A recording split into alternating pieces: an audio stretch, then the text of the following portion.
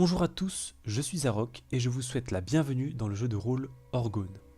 Dans cette aventure, les joueurs vont évoluer dans un univers médiéval sur le point de révéler certains de ses secrets. Le système de règles se veut le plus souple possible et simple à appréhender.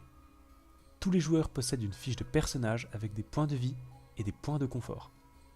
Les points de vie d'un joueur peuvent descendre jusqu'à -5. Un joueur avec 0 point de vie est considéré comme immobilisé et ne peut plus agir avant d'être soigné par ses compagnons. Si ses points de vie descendent en dessous de 0, le joueur perd connaissance et ne reprendra conscience que très rarement sans séquelles. Si par mégarde le joueur devait passer en dessous de -5 points de vie, c'est une mort assurée. Les points de confort ne sont là que pour illustrer la situation mentale d'un joueur. Les contraintes physiques et morales agissent sur le confort d'un joueur et certains malus ou bonus peuvent être appliqués en fonction de son état. Chaque joueur possède également des points de mouvement ainsi qu'un niveau d'encombrement maximum. Les points de mouvement peuvent servir d'échelle de valeur pour restreindre le mouvement maximum d'un joueur dans une situation particulière.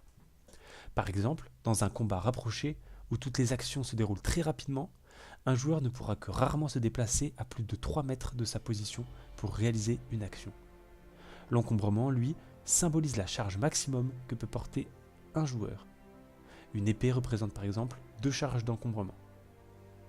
Enfin, chaque joueur dispose d'une liste de compétences de base et de compétences spécifiques.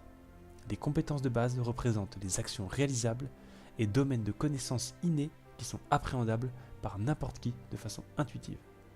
Les compétences spécifiques, quant à elles, représentent des compétences dont un apprentissage est obligatoire pour parvenir à quelque chose. C'est également une façon symbolique de signifier une spécialité. Lorsqu'un joueur souhaite faire une action particulière, il peut être amené à réaliser un lancer de dés. Par exemple, si un joueur décide de sauter par-dessus une clôture particulièrement haute lors d'une course-poursuite, il devra réaliser un test d'acrobatie. Le maître du jeu, moi en l'occurrence, doit déterminer une valeur de difficulté de l'action située entre 2 et 10, 1 étant toujours un échec de l'action. Le joueur lance alors un dé à 10 faces. S'il parvient à atteindre le score que j'aurais préalablement déterminé, l'action est réussie. Dans notre exemple, je décide que pour parvenir à passer cette barrière, le joueur doit atteindre un score de 6. Il lance son dé à 10 faces et obtient 4.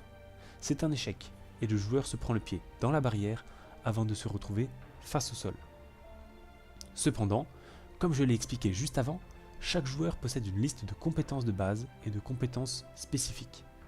Les joueurs peuvent présenter des facilités innées ou obtenues par l'apprentissage dans plusieurs de ces compétences.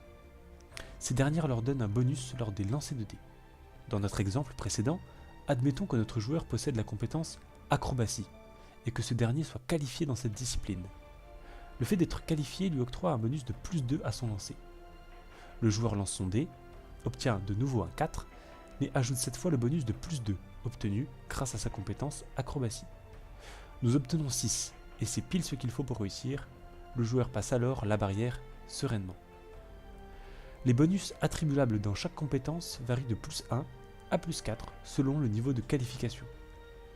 Vous l'aurez compris, les compétences sont là pour représenter l'identité et les compétences de nos joueurs.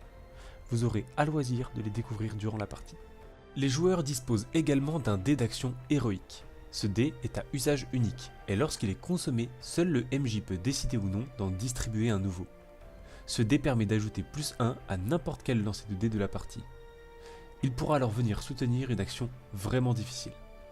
Lorsqu'un joueur lance un dé, il peut faire un échec critique ou bien un coup critique.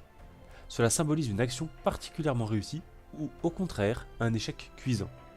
Lorsqu'un joueur obtient 1 à son lancer de dés, c'est systématiquement un échec. Néanmoins, pour vérifier qu'il s'agit d'un échec critique, le joueur relance le dé. S'il échoue à nouveau en obtenant un score inférieur à celui demandé par le maître du jeu, c'est un échec critique. Il en va de même pour le coup critique. Si le joueur obtient 10 et qu'il relance le dé en obtenant un résultat supérieur à celui demandé par le maître du jeu, c'est un coup critique. Dans notre exemple, le joueur s'élance vers la barrière. Il lance un dé et obtient 10.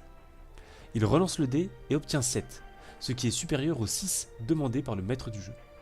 Le joueur passe alors la barrière avec une facilité déconcertante et parvient même à distancer son poursuivant. C'est tout ce qu'il est nécessaire de savoir pour bien comprendre le déroulement du jeu.